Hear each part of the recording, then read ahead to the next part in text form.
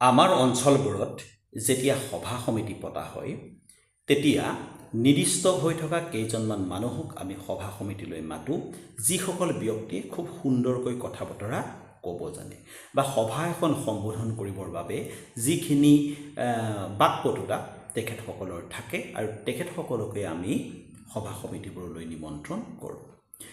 তেনেকুৱা ব্যক্তিবিলাক নিৰ্দিষ্ট হৈ থকাৰ বাবে সভাখন পতাৰ লগে লগে প্ৰস্তাৱ কৰা হয় যে আমুকক নিৰ্দিষ্ট বক্তা, আমুকক বিশিষ্ট অতিথি হিচাপে মতা যাওক।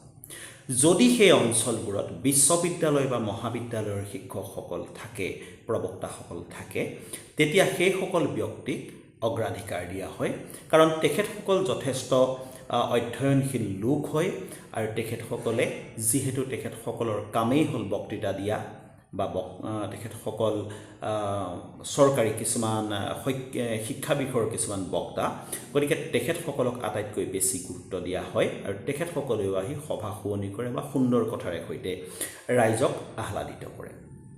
কিন্তু কেতিয়াবা এনেকুৱা কিছুমান ব্যক্তিৰ আমি বক্তৃতা শুনিবলৈ পাওঁ, যিসকল ব্যক্তি কোনো ডাঙৰ শিক্ষানুষ্ঠানৰ সৈতে জড়িত নহয়, তেখেতসকল কোনো চৰকাৰৰ ডাঙৰ বিষয়া নহয়, তেখেতসকল সমাজৰ কোনো ধনী বা প্ৰভাৱশালী ব্যক্তিও নহয়, অথচ কিন্তু তেখেতসকলে সাংঘাতিক ধৰণেৰে মনোমোহা কথা কিছুমান কৈ যায়। আজি কৰ্তব্যৰ পৰা ঘূৰি অহাৰ পিছত ফেচবুকটো মই উলিয়াই লৈছিলোঁ। তাতেই শিৱসাগৰৰ এজন ব্যক্তি, তেখেতৰ বয়স 42 বছৰ, তেখেতৰ এটা মই বক্তৃতা শুনিবলৈ পালোঁ। বক্তৃতাটো দেখাৰ লগে লগে মই গম পালোঁ যে খুব এখন ডাঙৰ সাহিত্য সভাৰ নিচিনা সভাত তেখেতে বক্তৃতা দিয়া নাই। স্থানীয়ভাৱে কোনো নামঘৰ বা তেনেকুৱা ধৰ্মীয় পবিত্ৰ অনুষ্ঠানত তেখেতে বক্তৃতাটো দিছে। আৰু বক্তৃতাটোত কোনো ডাঙৰ ডাঙৰ কিতাপৰ উদ্ধৃতি নাই, ভাগৱতৰ উদ্ধৃতি অনা নাই, কীৰ্তনৰ উদ্ধৃতি অনা নাই, দশমৰ উদ্ধৃতি অনা নাই বা বাইবেল কোৰাণৰ উদ্ধৃতিও অনা নাই। তেখেতে তেখেতৰ নিজৰ জীৱনৰ কেইটামান কথা কৈছে। কথাকেইটা হ'ল এনেকুৱা: তেখেতৰ বয়স বৰ্তমান হ'ল 42 বছৰ আৰু এই 42 বছৰে তেখেতে তামোল, পাণ, চাদা, চুৰত, মদ, ভাং একোকেই গ্ৰহণ কৰা নাই। প্ৰথম কথা। দ্বিতীয় কথা হ'ল তেখেতে শিৱসাগৰৰ কালুগাঁও অঞ্চলত এখন নামদাং নদীৰ ওপৰত এখন দলং আছে, সেই দলংখনৰ কাষতে এখন ধাবা খুলিছিল। এই কথাটো গুৰুত্ব দি ৰাখিব, কাৰণ এই কথাটোৰ কাৰণেহে মই ভিডিঅ'টো বনাইছোঁ। এখন ধাবা খুলিছিল আৰু ধাবা বুলিলে আমি জানো যে ধাবা বুলিলে এনেকুৱা বেছিভাগ ক্ষেত্ৰতে প্ৰযোজ্য হয় যে ধাবাবিলাকত মাদক দ্ৰব্য বিক্ৰী কৰা হয়, যাক আমি সুৰা বুলি কওঁ। তেখেতে বহু টকা ইনভেষ্ট কৰি এখন হোটেল খুলিলে, 17-18 হাজাৰ টকাকৈ দৰমহা দি তেখেতে কৰ্মচাৰী ৰাখিলে, কিন্তু তেখেতৰ হোটেলখন তাত নচলিল। আৰু তাত নচলাৰ কাৰণটো হ'ল মানুহ আহি তেখেতৰ হোটেলখনৰ সন্মুখত হেনো ৰৈ সোধে যে ভাত পাম নেকি বা ৰুটি পাম নেকি। তেখেতে হয় বুলি কোৱাৰ লগে লগেই সোধে যে লগত সুৰা পাম নে নাপাম। যেতিয়াই কয় যে সুৰাৰ ব্যৱস্থা তাত ৰখা নাই, লগে লগে গাড়ী লৈ মানুহবিলাক গুচি যায়। ঘটনাক্ৰমে সেই হোটেলখনত এবাৰ দুবাৰমান মই নিজেও সোমাইছোঁ ৰুটি তৰকাৰী খাবৰ কাৰণে। সুৰা যিহেতু মই পান নকৰোঁ, গতিকে সুৰাৰ কথা তাত মই সোধাৰ কোনো প্ৰশ্নই নাই। আৰু হোটেলখনত সোমোৱাৰ পিছতেই মই লক্ষ্য কৰিছিলোঁ হোটেলখন এদিন গৈ এখন ডাঙৰ কিবা এটা অনুষ্ঠান হ'বগৈ, এখন ডাঙৰ হোটেল হ'বগৈ বা সেইখন এখন লাভজনক ব্যৱসায়ৰ হোটেল হ'বগৈ। কিন্তু দুৰ্ভাগ্যবশতঃ সেই ব্যক্তিজনে আজি যিটো ভাষণ দিছিল, ভাষণ প্ৰসংগত ক'লে যে সুৰা তাত জমা নৰখাৰ বাবেই তেখেতৰ হোটেলখন নচলিল। 4-5 মাহমান হোটেলখন চলোৱাৰ পিছত তেখেতে হোটেলখন বন্ধ কৰি দিবলগীয়া হ'ল। তেখেতে কথা প্ৰসংগত আৰু বহুকেইটা কথা কৈছিল, সেইখিনি কথা যিহেতু মোৰ ভিডিঅ'টোৰ অন্তৰ্গত কথা নহয়, গতিকে মই ক'বলৈ যোৱা নাই।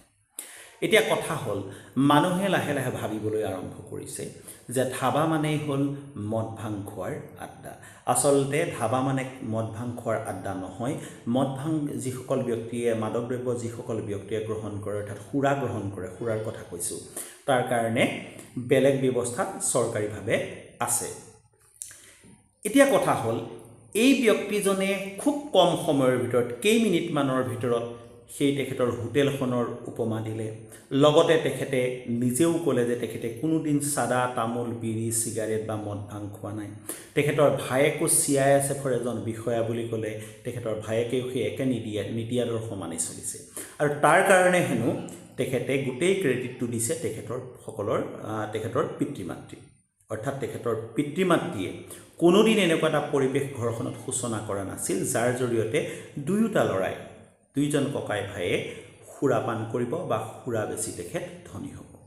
মানুহজনৰ এটা কথা মোৰ ইমান ভাল লাগিল, তেখেতে ক'লে মই হোটেলখনত 5 লাখ টকা ব্যয় কৰিছিলোঁ, বাথৰুম পৰ্যন্ত মই টাইলছ লগাইছিলোঁ, অথচ কিন্তু মই হোটেলখন বন্ধ কৰি দিবলগীয়া হ'ল।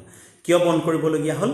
কাৰণ তাত সুৰা বিচাৰি মানুহ সোমাই সুৰাৰ ৰিকুৱাৰমেণ্ট পূৰ কৰিব নোৱাৰাৰ কাৰণে তাত কাষ্টমাৰ নৰয়। আৰু তেখেত ইমান এজন স্থিতপ্ৰজ্ঞ মানুহ, প্ৰয়োজন হ'লে তেখেতে হোটেলখনকে তেওঁ বন্ধ কৰি দিলে প্ৰয়োজন সাপেক্ষে, কিন্তু তেখেতে যি নীতি আৰু আদৰ্শ তাৰ পৰা নামি নাহিলে।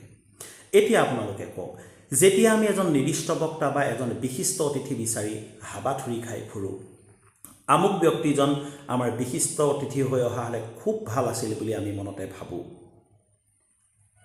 তেখেতসকলৰ পৰিপূৰকভাৱে আমি এইসকল ব্যক্তিকো নিমন্ত্ৰণ জনাব পাৰোঁ।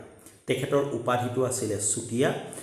মোক ক্ষমা কৰিব যে মই গোটেই ভিডিঅ'টো সম্পূৰ্ণকৈ চাব নোৱাৰিলোঁ, হাত লাগি গুচি গ'ল ভিডিঅ'টো। তেখেতৰ নামটো মই মোৰ বহীত নোট কৰি ৰাখিব নোৱাৰিলোঁ, কিন্তু মানুহজন মোৰ খুব ভাল লাগিলে, চুতীয়া ডাঙৰীয়া।